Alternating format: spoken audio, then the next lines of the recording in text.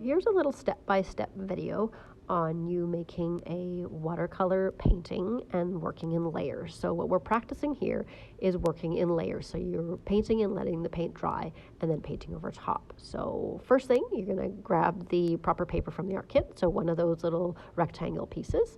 And here is example of layer 1. So you're going to first draw 4 little squares for the side and then 1 large rectangle there.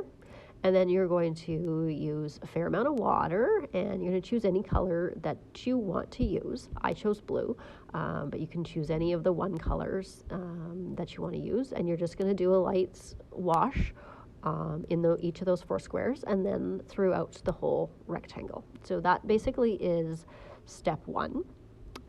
And see how I just keep going back and using more water, grabbing more paint. I'm kind of mixing it in the top palette, the plastic part there. So if you want to use that to kind of mix your paint, you can do that as well.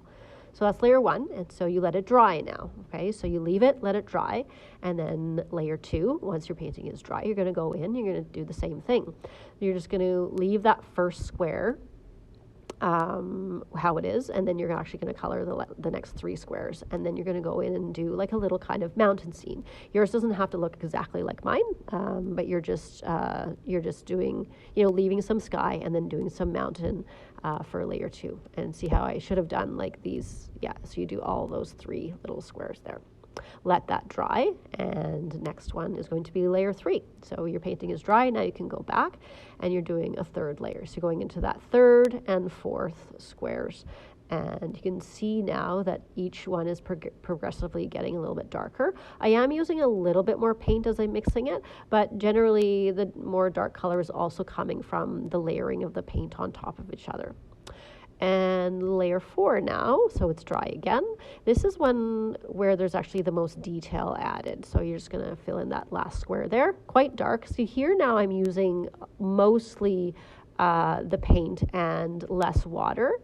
And I'm also using the small brush here to add the little details. So really saturated paint now, so not a lot of water, more of the paint, and just adding in some little trees and little details all kind of in the bottom. This is sort of the step that takes the most time, where you'll spend the most time kind of doing those little tiny brush strokes and little tiny marks.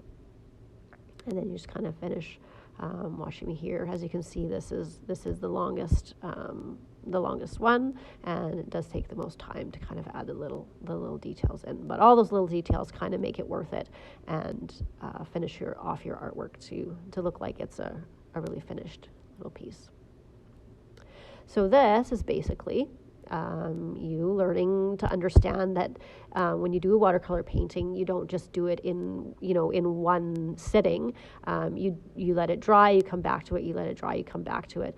And the idea of working in layers and having those darks and lights is making the painting kind of effective. Okay?